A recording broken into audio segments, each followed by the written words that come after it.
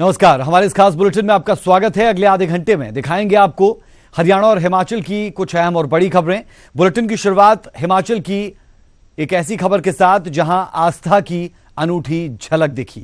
खबर नाहन के गिरिपार क्षेत्र के गताधार की है, जहां माता की मूर्ति की स्थापना से पहले बंदूकों की सलामी दी जाती है। दरअसल गताधार में कुचियाट माता के नए मंदिर के निर्माण के बाद शांत पर्व पर आयोजन किया गया और इसमें इलाके में जब भी नया मंदिर बनाया जाता है तो उसके बाद शांत पर्व आयोजन किया जाता है।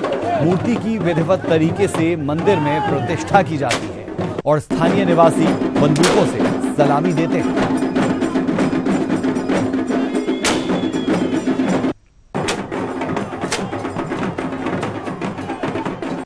इसमें विशेष तो हमारा ये है कि जो एरिया की सुख शांति के लिए है वो देवी की पूजा की जाती है और इसमें जो स्थापना की जाती है वो धर्म शांत जिसको हम बोलते हैं, उस स्थापना के दिन इसको शांत अपनी भाषा में बोलते हैं। और इसका आयोजन विशेष तौर पे सुख समृद्धि के लिए होता है और कई प्रथाएं हैं, जैसे तोपों की सलामी दी जाती है। हमने यहाँ पे माता की स्थापना की, मंदिर की स्थापना की हमने, और मंदिर सब लोगों की सहयोग से, इस माँ का आशीर्वाद से माता का मंदिर लगाया हमने और मूर्ति की प्रतिष्ठा की।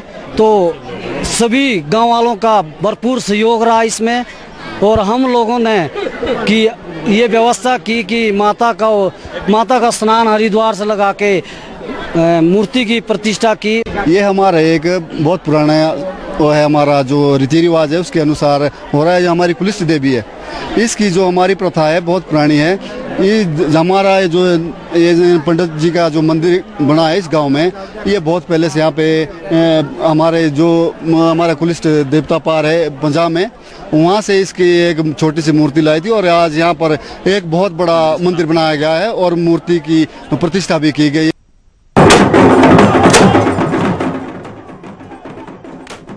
तो कुलिष्ट की मूर्ति की स्थापना की गई, विधिवत तरीके से ये सब कुछ हुआ और फिर बंदूकों से सलामी भी दी गई। तस्वीरें आप देख पा रहे हैं न्यूज़ 18 पर एक्सक्लूसिव। ये तस्वीरें ढोल नगाड़ों की थाप और लोगों के हाथ में आप देख पा रहे हैं कि बंदूकें हैं और उनसे सलामी दी जा रही है।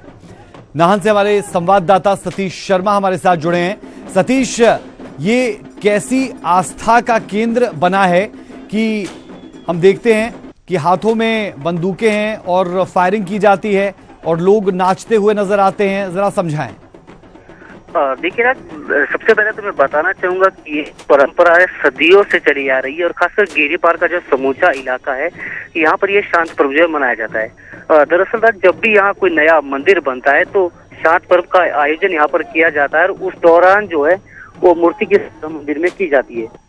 बंदूकों द्वारा जो सलामी दी जाती है उसकी आपने बात कही, तो ये देव कार्यों में ही ये शामिल है और यहाँ देव परंपरा से ये जो है पूरी इसकी हिस्ट्री से जो परंपरा से जुड़ी हुई है और ये बहुत उचित माना जाता है। देव कार्यों में ये सारी परंपराएं शामिल है और भारी संख्या में लोग यहाँ पर पहुंचते हैं। जी बिल्कुल, चलिए, आस्था का केंद्र है और बहुत वक्त से ये चला आ रहा है, वो सब कुछ ठीक है, लेकिन सुरक्षा के लिहाज से अगर देखा जाए तो ऐसे ओपन फायरिंग करना पहले तो अलाउड है नहीं, यानी कानून की तो धज्जियां उड़ाई जा रही है। दूसरी बात ये कि जहां पर ये फायरिंग कर रहे हैं, किस चीज के ऊपर ये फायरिंग कर रहे हैं और सुरक्षा के लिहाज से क्या प्रबंध थे? देखिए ना, स्थानीय लोगों द्वारा जो यहाँ के आयोजक होते हैं, सुरक्षा के पूरे इंतजाम यहाँ पर किए जाते हैं और खासकर जब तोपों की सलामी दी जाती है तो ये बिल्कुल लोग अलग स्थान पर ये लोग खड़े होते हैं, सलामी देते हैं। हालांकि आपने बात कही, जो प्रशासनिक व्यवस्था है और प्रशासन का भी ध्यान नहीं जाता और वो शायद इसलिए क्योंकि मामला सीधा सीधा लोगों की आस्था से जो जुड़ा हुआ है, पर लोगों द्वारा जो है पूरा ध्यान सुरक्षा का रखा जाता है ताकि किसी भी प्रकार की अप्रिय घटना यहाँ पर ना हो। बिल्कुल, लेकिन सतीश, ध्यान देने वाली बात ये भी है कि ध्यान रखा जाता है, किस तरीके से रखा जाता है वो आप बेहतर बता पाएंगे क्योंकि आप खुद वहां पर थे, लेकिन जो लोग हैं उनके बिल्कुल साथ में ये फायरिंग हो रही है, यानी हादसा हो सकता है, बिकॉज आप देख पा रहे हैं कि लोग उनके पीछे ही है, तो ये तस्वीरें कुछ और कहानी भी बयां करती है। बहरहाल शुक्रिया हमारे साथ जुड़ने के लिए और ये तमाम जानकारी देने के लिए। आस्था है, लंबे वक्त से ये सब कुछ हो रहा है, आस्था के नाम पर आप बहुत सी चीजें कर जाते हैं और हिमाचल प्रदेश में देवी देवताओं की बहुत मान्यता है, लेकिन सवाल ये कि उसके साथ साथ लोगों की सुरक्षा व्यवस्था का ध्यान रखना होगा, जो इन तस्वीरों में कम से कम रखा गया हो नजर नहीं आता। बंदूकों की सलामी के साथ मूर्ति पूजन किया जाता है, वो सब कुछ ठीक, लेकिन ये कितना सही कितना गलत, अपने सहविवेक से आप खुद सोचें।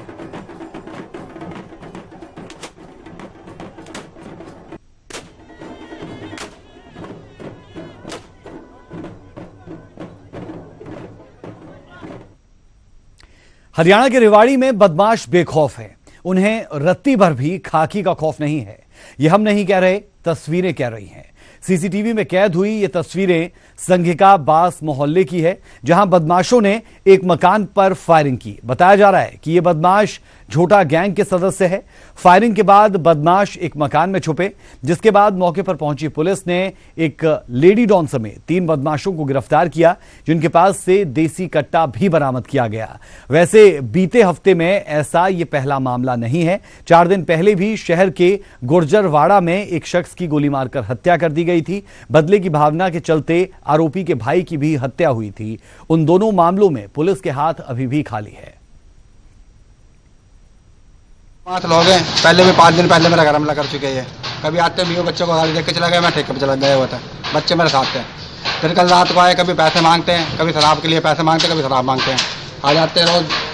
रात को आए, मैं ऊपर था अपने बच्चों के साथ, यहाँ पे आके पहले गाड़ी उतार करने लगा, मैं नीचे आया, एक ने पिस्तौल निकाल ली, एक ने कट्टा निकाल लिया, उसने गोली मार दी। मैं बच्चों से बोला, मैंने क्या काम करो, पल्ली तरफ हो जाओ आप। उसके बाद मैं आया, उसके बाद विशाल ने 2 गोली चलाई, मैं नीचे बैठ गए, फिर मैंने अपनी जान बचाई। कौन कौन लोग थे? एक तो मिक्का है, एक विशाल है, एक वैशाली नाम की लड़की है और एक एलिमन है। संघिका बास में तो ये शरारती तत्व थे, 4 आदमी थे, 3 लड़का और 1 लड़की। वैशाली, मिक्का और 1 लड़का और 4, जिनमें से 3 गिरफ्तार कर दिए हैं, लड़की और विशाल। और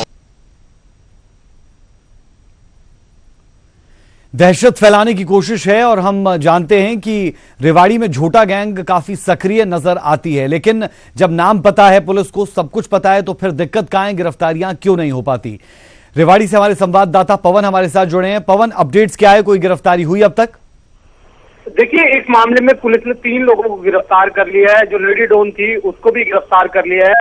हालांकि जो सीसीटीवी कैमरे में 5 से 6 लोग नजर आ रहे हैं, पुलिस का दावा है कि जो फरार आरोपी है उनको भी जल्द गिरफ्तार कर लिया जाएगा। इस मामले में ये है कि हरिराम नाम का ये शख्स है, जिसके घर पे रात में ये बदमाश आए और फायरिंग की।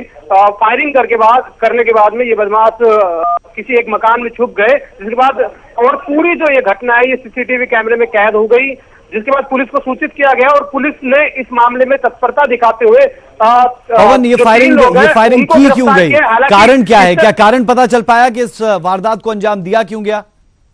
देखिए, अभी कुछ कारण सामने निकल कर नहीं आया है, लेकिन ये जरूर है कि जिन लोगों पे जो आरोप है, जिन लोगों को गिरफ्तार किया गया है, ये झोटा गैंग के सदस्य हैं और इनका आपराधिक बैकग्राउंड है।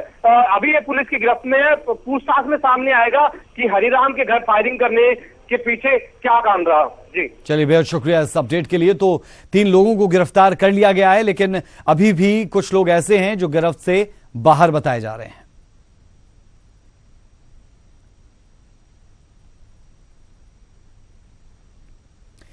हरियाणा यूपी एसटीएफ ने नोएडा में एनकाउंटर किया है। बड़ी खबर से हम आपको रूबरू करवा रहे हैं। 2.5 लाख के इनामी बदमाश बलराज भाटी को ढेर कर दिया गया है। एनकाउंटर में 2 पुलिस वाले भी घायल हुए हैं। दोनों पुलिसकर्मियों की हालत खतरे से बाहर बताई जा रही है। एनकाउंटर में 7 साल के बच्चे समेत 2 लोग घायल। कई राज्यों की पुलिस को बलराज भाटी की तलाश थी और एसटीएफ की टीम ने यह एनकाउंटर किया है। हरियाणा यूपी एसटीएफ ने नोएडा में यह एनकाउंटर किया है। बता दें, ये बड़ी खबर अपने दर्शकों को हम दे रहे हैं। 2.5 लाख के इनामी बदमाश बलराज भाटी को ढेर किया गया। एनकाउंटर में 2 पुलिसकर्मी भी घायल हुए हैं। दोनों पुलिसकर्मियों की हालत अब खतरे से बाहर है। एनकाउंटर में 7 साल के बच्चे समेत 2 लोग घायल हैं। कई राज्यों की पुलिस को भी बलराज भाटी की तलाश थी। यानी कुल इसमें 4 लोग घायल बताए जा रहे हैं। 2 पुलिसकर्मी हैं और एक बच्चे समेत 2 लोग घायल हैं। तो ये 4 लोग घायल हुए हैं और 2.5 लाख के इनामी बदमाश का एनकाउंटर कर दिया गया है। पुलिस वाले भी घायल हैं।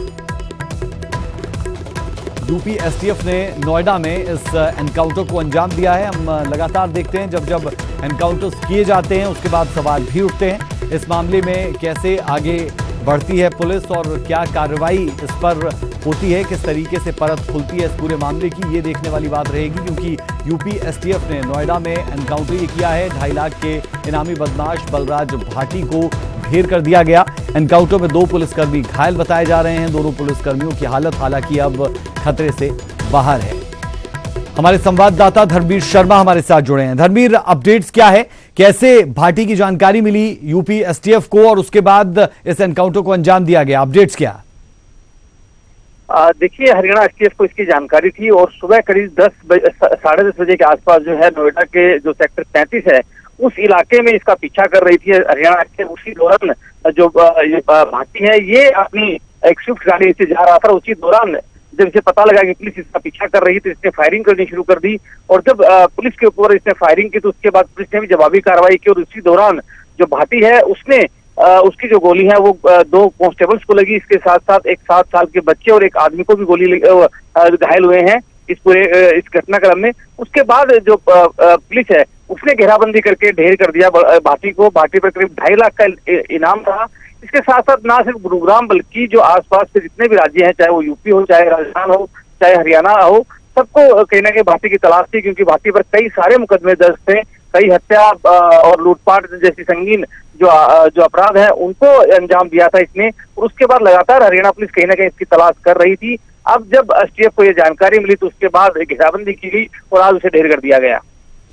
धर्मवीर, हरियाणा से भी तार जुड़े बताए जाते हैं इस इनामी बदमाश के, तो हरियाणा को भी लाजमी तौर पर इसकी जरूरत रही होगी। कौन से ऐसे मुकदमे थे जो हरियाणा के लिहाज से खास थे, अगर कोई आपकी नॉलेज में हो, पता हो, और उसके साथ साथ कितनी बड़ी कामयाबी से माना जाए, क्योंकि तार अगर हरियाणा से भी जुड़े थे तो और जो गैंगस्टर्स हैं उनके लिए भी एक बड़ा सबक ये। बिल्कुल, देखिए, भाटी गैंग पर गुरुग्राम में ही काफी सारे मामले दर्ज हैं, चाहे वो हत्या के हों चाहे फिर लूटपाट के ही क्यों ना हो। गुरुग्राम में कई सारी हत्याएं यहाँ पर हुई हैं गैंगवार के चलते, उसमें भाटी गैंग का नाम आता रहा है। और भाटी गैंग जो है लगातार दूसरे जो गैंगस्टर्स हैं उनको अपना वर्चस्व की लड़ाई के चक्कर में एक दूसरे के जो गुर्गे हैं उनको ढेर करते रहे हैं। तो ऐसे में गुरुग्राम में भाटी गैंग पर कई मामले दर्ज थे और यही वजह है कि जो बलराज भाटी है इस पर 2.5 लाख का इनाम था। और हरियाणा पुलिस को काफी शिद्दत से इसकी तलाश थी, इसलिए काफी दिनों से ये फरार चल रहा था। और अब जब जानकारी मिली तो उसके बाद इसे ढेर किया गया है। तो जाहिर सी बात है कि हरियाणा के लिए भी काफी बड़ी कामयाबी हरियाणा पुलिस के लिए भी, क्योंकि जिस तरह से कई सारे जो वारदात थी उससे भाटी गैंग का नाम सामने आता रहा है। इससे पहले जो भाटी गैंग का सरगना था वो जो है उसकी मौत हो चुकी थी। उसके बाद कहीं ना कहीं भाटी जो बलराज भाटी है ये उस पूरे गैंग को कहीं ना कहीं ऑपरेट कर रहा था और उसकी काफी मजबूत पकड़ इस गैंग के ऊपर थी। बेहद शुक्रिया इस तमाम अपडेट के लिए। तो ये बड़ी खबर, जहां बलराज भाटी का एनकाउंटर कर दिया गया है, हरियाणा यूपी एसटीएफ की तरफ से ये कार्रवाई अमल में लाई गई, इस एनकाउंटर को अंजाम दिया गया। एनकाउंटर के दौरान पुलिसकर्मी भी घायल हुए हैं और एक बच्चे समेत 2 लोग भी घायल हुए।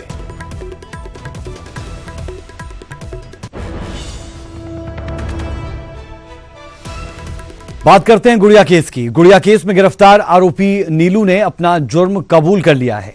सीबीआई आज आरोपी को घटनास्थल पर लेकर गई थी। यहां 3 जगह निशानदेही की गई।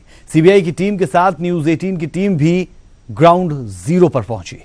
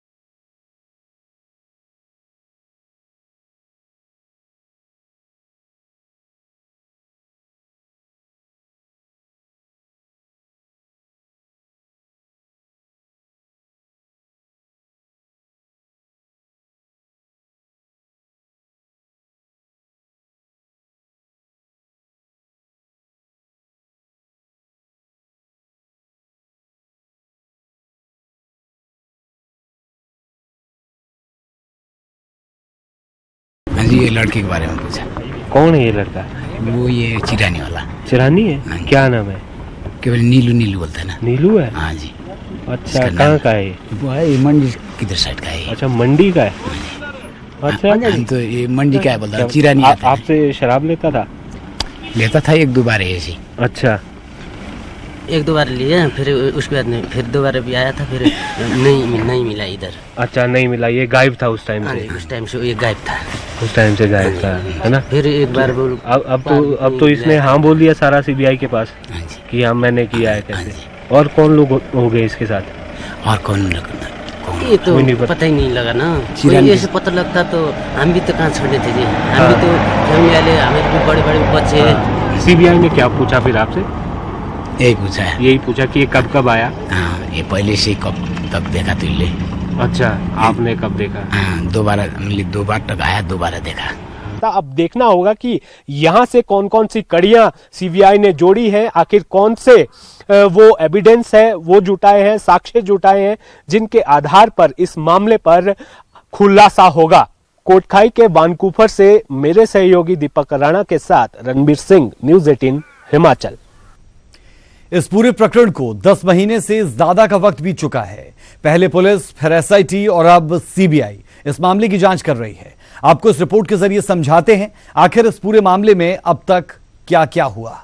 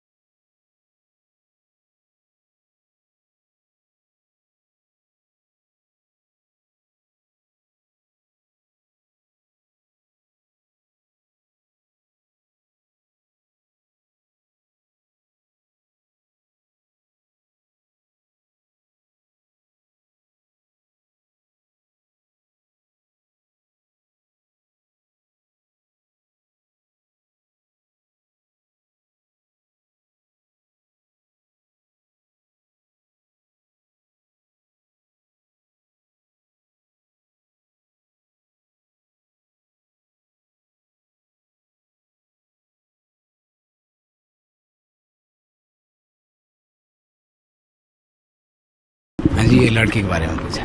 कौन है ये लड़का? वो ये चिरानी वाला। चिरानी है? हाँ, क्या नाम है? केवल नीलू नीलू बोलते हैं ना। नीलू है? हाँ जी। अच्छा, कहाँ का है? वो है मंडी किधर साइड का है। अच्छा, मंडी का है? अच्छा, हम तो ये मंडी का है बोलता है, चिरानी आपसे शराब लेता था? लेता था एक दो बार ऐसे। अच्छा, एक दो बार लिए, फिर उसके बाद नहीं, फिर दोबारा भी आया था, फिर नहीं मिला इधर। अच्छा, नहीं मिला। ये गायब था उस टाइम से? उस टाइम से ये गायब था। उस टाइम से गायब था, है ना? फिर एक बार बोल अब तो इसने हाँ बोल दिया सारा सीबीआई के पास कि हाँ मैंने किया है। कैसे? और कौन लोग हो गए इसके साथ? और कौन ये तो पता ही नहीं लगा ना। कोई ऐसे पता लगता तो हम भी तो कहाँ छोड़े थे जी। हम भी तो फैमिली वाले, हमें भी बड़े बड़े बच्चे। सीबीआई ने क्या पूछा फिर आपसे? यही पूछा है। यही पूछा कि ये कब आया? हाँ, ये पहले से कब तक देखा तुझे? अच्छा, आपने कब देखा? हाँ, दो बार तक आया, दोबारा देखा। अब आपको बताते हैं कि ये पूरा मामला है क्या। 4 जुलाई 2017 को स्कूल से घर लौटते वक्त गुड़िया लापता हो गई थी। 6 जुलाई 2017 को गुड़िया का शव कोटखाई के जंगलों में मिला था। मेडिकल रिपोर्ट में रेप की पुष्टि हुई थी, जिसके बाद लोगों का गुस्सा फूटा और लोग सड़कों पर उतर आए। जिला भर में हुए प्रदर्शन को देखते हुए साउथ रेंज आईजी जहूर जैदी की अध्यक्षता में एसआईटी टीम का गठन किया गया। शक के आधार पर 4 व्यक्तियों से पुलिस ने पूछताछ की और घटना स्थल का जायजा लिया। मामले में हाई कोर्ट के संज्ञान के बाद पुलिस ने एक आरोपी आशीष चौहान को गिरफ्तार किया। 13 जुलाई 2017 को तत्कालीन डीजीपी सोमेश गोयल ने प्रेस कॉन्फ्रेंस कर मामले को सुलझाने का दावा किया। इस दौरान 5 आरोपियों का नाम पते के साथ गिरफ्तारी का खुलासा किया, लेकिन पुलिस की कार्रवाई परिजनों और लोगों को संतुष्ट नहीं कर पाई और ठियोग में लोगों ने फिर से मोर्चा खोल दिया। लोगों ने थाने में तोड़फोड़ की।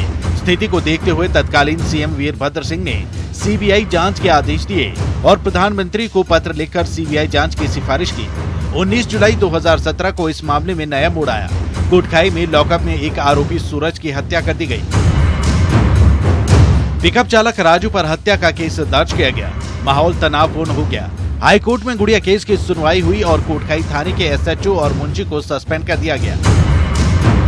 22 जुलाई 2017 को दिल्ली में सीबीआई ने 2 अलग अलग मामले दर्ज किए। सीबीआई ने कोटखाई में दस्तक दी और कोर्ट में स्टेटस रिपोर्ट पेश की, लेकिन सीबीआई के हाथ कोई बड़ा सुराग नहीं लगा। सीबीआई ने केस की जांच कर रहे आईजी समेत 9 अधिकारियों को गिरफ्तार कर लिया। सीबीआई के एक्शन ने सरकार और पुलिस दोनों को कटघरे में लाकर खड़ा कर दिया।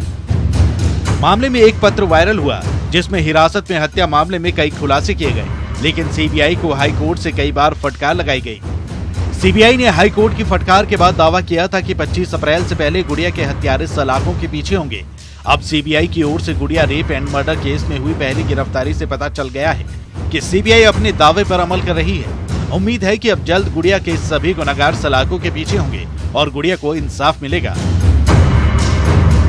शिमला से रणवीर सिंह के साथ bureau report, news 18 Himachal.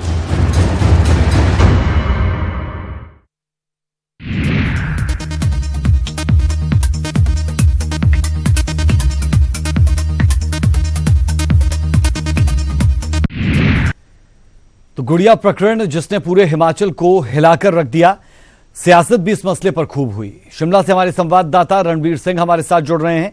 Ranveer, आप ग्राउंड जीरो पर मौजूद रहे इस पूरी कार्रवाई के दौरान, क्या कुछ चीजें यहां से निकलकर सामने आई है और जो दावा सीबीआई ने किया था उसके करीब नजर आती है अब सीबीआई?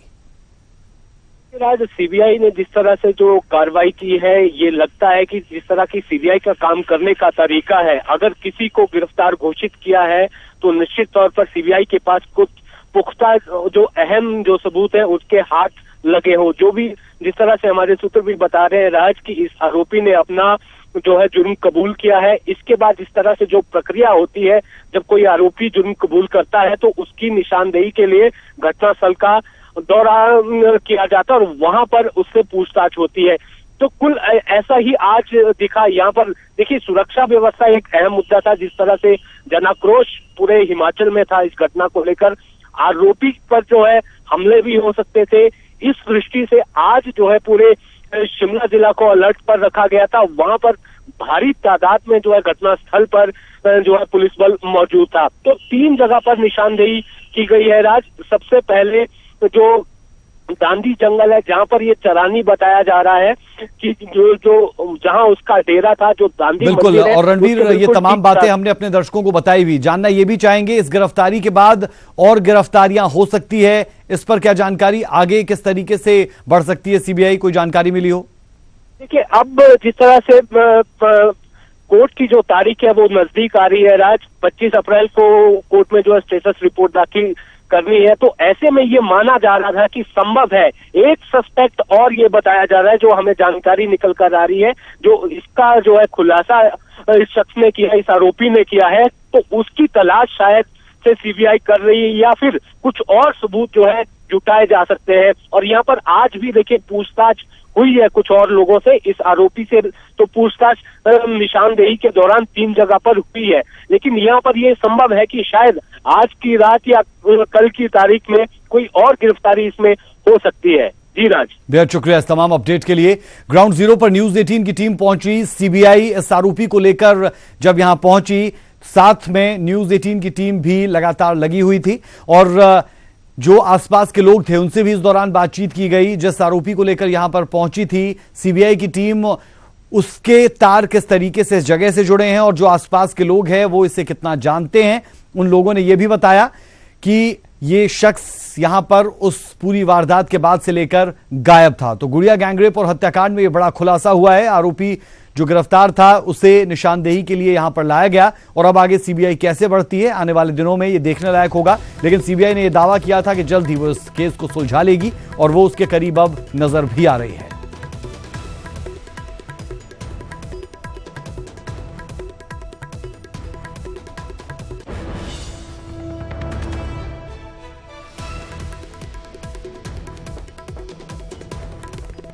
बुलेटिन में अभी के लिए हमारा और आपका साथ इतना ही। मुझे मेरी पूरी टीम को दें इजाजत। नमस्कार।